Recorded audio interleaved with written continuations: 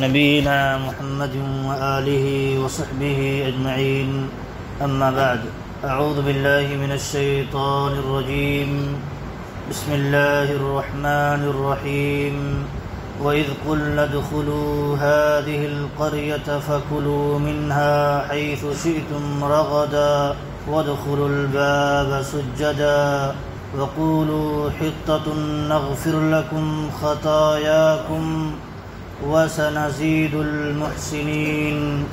فبدل الذين ظلموا قولا غير الذي قيل لهم فأنزلنا على الذين ظلموا رجزا من السماء بما كانوا يفسقون.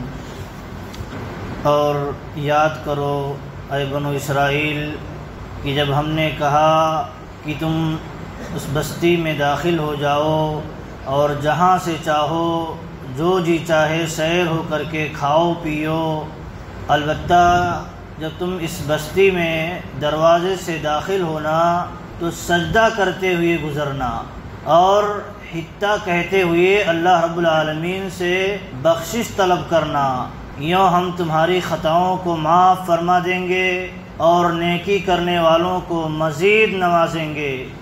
لیکن ان ظالموں نے اس بات کو جو ان سے کہا گیا تھا بدل ڈالا، سو ہم نے بھی ان ظالموں پر ان کے اس نافرمانی کی وجہ سے، اس فسق کی وجہ سے آسمانی عذاب نازل فرمایا۔ اللہ رب العالمین نے یہاں ایک اور نعمت بنو اسرائیل پر جو کی ہے اس کا ذکر کیا ہے، وہ یہ ہے کہ اللہ رب العالمین نے بیت المقدس کو ان کے حق میں فتح کر دیا اور کہا جاؤ داخل ہو جاؤ اور جیسے چاہو عیش و آرام سے زندگی گزارو۔ اللہ رب العالمین نے ایک نعمت کی تھی، لیکن دیکھیے جتنی بھی نعمتیں ذکر ہوئی ہیں بنو اسرائیل کے تئیں، وہاں ان کی سرکشیاں بھی ذکر کی۔ بڑی سرکش قوم تھی، اسی لیے اللہ کے نبی صلی اللہ علیہ وسلم نے کہا کہ موسیٰ علیہ السلام اس سے زیادہ تکلیف دیے گئے لیکن انہوں نے صبر کا مظاہرہ کیا۔ تو بڑی سرکش قوم تھی، اللہ تعالیٰ نعمتوں پر نعمتیں نوازتے رہا، یہ سرکشی پر سرکشی کرتے گئے۔ اسی لیے کہا گیا ہے جو یہود ہے یہ مغضوب کہا گیا ہے، ان کو مغضوب، اللہ رب العالمین کا ان پر غضب نازل ہوتے رہا۔ اور یہی قوم ہے جسے بندر اللہ رب العالمین نے بنا دیا، بندر اور سور بنا دیا۔ تو یہاں اللہ رب العالمین نے ایک نعمت یہ ذکر کی ہے کہ دیکھو یاد کرو بنو اسرائیل کہ جب ہم نے تم سے کہا کہ تم داخل ہو جاؤ اس بستی میں، اور بستی میں داخل ہو کر کے یعنی بیت المقدس میں داخل ہو کر کے فتح تمہیں مل جائے گی، جاؤ اور داخل ہو کر کے کیا کرو، تم جیسے چاہو جہاں سے چاہو اللہ کی نعمت کا استعمال کرو، کھاؤ پیو، بآسانی زندگی گزارو۔ ابھی تم اس میدان تیہ میں تم مشکلات کی زندگی گزارتے تھے، نہ گھر ہے نہ رہنے کا کوئی ٹھکانہ ہے، بندوبست ہے، تم ایسے صحرا میں زندگی گزارتے رہے 40 سالوں تک۔ جاؤ اب بیت المقدس میں داخل ہو جاؤ، تمہارے لیے بیت المقدس فتح کر دیا جائے گا اور جاؤ وہاں عیش و آرام سے زندگی گزارو۔ تو اللہ رب العالمین نے حکم دیا تھا کہ جاؤ، کیسے داخل ہونا، وہاں طریقہ اور ادب سکھایا تھا۔ ادب کہا داخل ہونا سجدہ کرتے ہوئے داخل ہونا، اپنے سر کو جھکا کر کے داخل ہونا، متکبر بادشاہوں کی طرح نہیں داخل ہونا کہ ہمیں فتح نصیب ہو گئی ہے تو اب جو چاہیں توڑ پھوڑ مچائیں، جن کی چاہیں گردنیں ماریں، خون خرابہ کرتے ہوئے داخل کریں، اپنی شان و شوکت ظاہر کر، نہیں، وقار کے ساتھ داخل ہونا، انکساری کا مظاہرہ کرتے ہوئے داخل ہونا، متکبر بادشاہوں کی طرح نہیں داخل ہونا۔ اور کہا تھا کہ تم حتہ کہنا، حتہ، کہ اے اللہ تو ہمارے گناہوں کو بخش دے، اللہ تعالیٰ تو نعمتیں نواز رہا ہے، ہم سے بہت ساری گناہ ہوئی ہوں گے، بخش دے تاکہ یہ نعمتیں برقرار رہیں۔ لیکن ان ظالموں نے کیا کیا، اللہ رب العالمین کی ایک نہ سنا۔ نعمتیں جب انسان کو نوازی جاتی ہیں، یہ ملتی ہیں، تو سارے احکامات الہیہ بھول جاتا ہے۔ کیا ارے مل گئی مجھے، اب کیا ضرورت ہے وہ جو احکامات ہیں اس کی پاسداری کی۔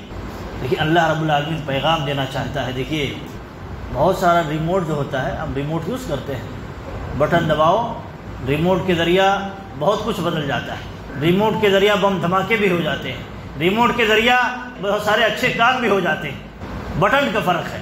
تو ایسے ہی آپ جو عمل کرنے کا اللہ تعالیٰ نے حکم دیا ہے وہ سمجھیے اچھا ریموٹ ہے، خیر کے کام کی طرف آپ کو لے جانے والا ہے اور آپ پر نعمتیں نچھاور کرانے والا ہے۔ لیکن آپ وہیں اگر غلط کاموں والا آپ ریموٹ دبا دیجئے غلط اعمال اختیار کر لیجئے تو کیا ہے اللہ رب العالمین اس کے ذریعہ حالات بدل دیتا ہے، حالات بدل دیتا ہے۔ ایسے ہی آپ سمجھیں کہ آپ دیکھیں بٹن دباتے ہوئے سارے سسٹم بدل جاتے ہیں، سارا نظام بدل جاتا ہے، منٹوں سیکنڈوں میں پوری بستی تباہ ہو جاتی ہے۔ تو ایسے ہی آپ دیکھیں گناہ کرنے کی بنیاد پر، اللہ کی مخالفت کرنے کی بنیاد پر بھی ایسے ہی اللہ رب العالمین قوموں کو بدل دیتا ہے، نعمتوں سے عذاب میں بدل دیتا ہے۔ یہاں بھی اللہ رب العالمین نے ان کی اس سرکشی کی بنیاد پر ایسے کیا۔ آپ دیکھیں نبی صلی اللہ علیہ وسلم کی سیرت دیکھیں، نبی صلی اللہ علیہ وسلم دیکھیے مکہ جب فتح ہوتا ہے کیسے داخل ہوتے ہیں۔ صحابہ کہتے ہیں کہ نبی صلی اللہ علیہ وسلم داخل ہو رہے تھے مکہ میں، فاتحانہ داخل ہو رہے تھے فتح کرتے ہوئے، لیکن آپ صلی اللہ علیہ وسلم کا سر ایسا جھکا ہوا تھا کہ آپ کا سر لگ رہا تھا اونٹ سے لگ جائے گا، اتنا سر جھکا ہوا تھا آپ صلی اللہ علیہ وسلم کا۔ عاجزی میں، متکبرانہ انداز میں نہیں داخل ہوئے تھے، عاجزی ان کے ساری کے ساتھ داخل ہوئے تھے۔ ایک مسلمان جب کسی ملک کو فتح کرتا ہے، فتح کرے تو اس کی ذمہ داری بنتی ہے کہ وہ ایسے ہی عاجزی کے ساتھ داخل ہو، انکساری کے ساتھ داخل ہو، اور متکبر بادشاہوں کی طرح نہ داخل ہو۔ یہ اسلام کے اصول کے خلاف ہے۔ اور آپ صلی اللہ علیہ وسلم مکہ میں جب داخل ہو جاتے ہیں تو چاشت کی نماز کے وقت، ضحیٰ کی نماز کے وقت 8 رکعت جا کر کے غسل کرنے کے بعد 8 رکعت نماز بھی ادا کرتے ہیں، سجدے بھی کرتے ہیں۔ اہل علم کہتے ہیں اس میں چاشت کی بھی نماز تھی اور شکرانے کی بھی نماز تھی۔ اللہ نے فتح نصیب، آپ کے ہاتھ میں نہیں تھا، آپ کے اختیار میں نہیں، آپ بہت کمزور ہیں، اللہ نے فتح نصیب فرمائی تو آپ کیا کریں؟ اللہ کے بتائے ہوئے طریقے کے مطابق داخل ہو، اور اللہ نے جو حکم دیا ہے شکرانے کا سجدہ بھی کریں۔ تو یہ کیا ہے؟ یہ طریقہ ہے، یہ ادب ہے۔ اس کے خلاف اب جب آپ جاتے ہیں تو پھر کیا ہوتا ہے؟ آپ دیکھیے اللہ رب العالمین نے بنو اسرائیل کو حکم دیا تھا حتہ کہنے کا اور سجدہ کرتے ہوئے داخل ہونے کا۔ اللہ نے تمہیں فتح نصیب فرمائی ہے تو یہ ادب اختیار کرو، یہ طریقہ اختیار کرو، اللہ کی بات مانو۔ فبدل الذین ظلموا، ان ظالموں نے کیا کیا؟ ظالموں نے اللہ کے اس حکم کو بدل ڈالا، دونوں حکم بدل ڈالا، سجدہ بھی نہیں کیا۔ اللہ کے نبی صلی اللہ علیہ وسلم نے کہا فَدَخَلُوا يَزْحَفُونَ عَلَىٰ أَسْتَاحِهِمْ فَبَدَّلُوا وَقَالُوا حِطَّةٌ حَبَّةٌ فِي شَعْرٍ، کہا ان ظالموں نے بدل ڈالا اللہ رب العالمین کی بات کو۔ تو یہ لوگ داخل ہوئے دروازے سے اس بیت المقدس کے علاقے میں، شام میں۔ تو کیسے داخل ہوئے؟ اپنے سرین کے بل داخل ہوئے، سجدہ کرتے یعنی جھکتے ہوئے داخل کرنے کا حکم دیا گیا تھا۔ سرکشی دیکھیے، اللہ تعالیٰ کے حکم کے مقابلے میں وہ اپنی سرین کے بل داخل ہوئی۔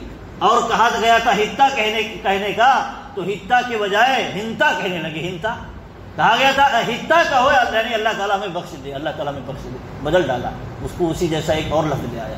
تو اللہ تعالیٰ نے کہا ظالم، فبدل الذین ظلموا، ظالموں نے کیا کیا؟ اللہ تعالیٰ کے حکم کو بدل ڈالا، اپنے منمانی کام کرنا شروع کر دیا۔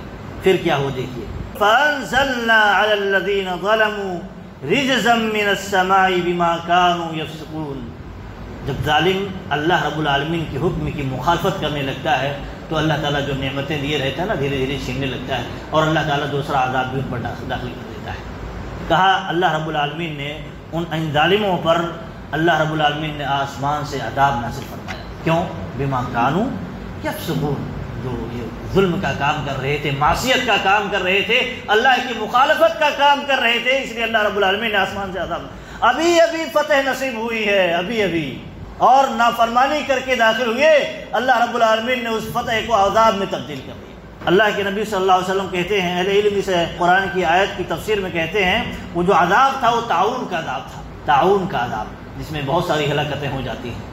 تو عذاب آتا ہے تو بہت سارے لوگ اس عذاب میں ہلاک ہو جاتے ہیں۔ اللہ کے نبی صلی اللہ علیہ وسلم نے کہا الطاعون رجس ارسل علی طائفۃ من بنی اسرائیل۔ تعاون کیا ہے؟ ایک عذاب ہے اللہ رب العالمین کا، جسے بھیجا گیا تھا بنو اسرائیل پر۔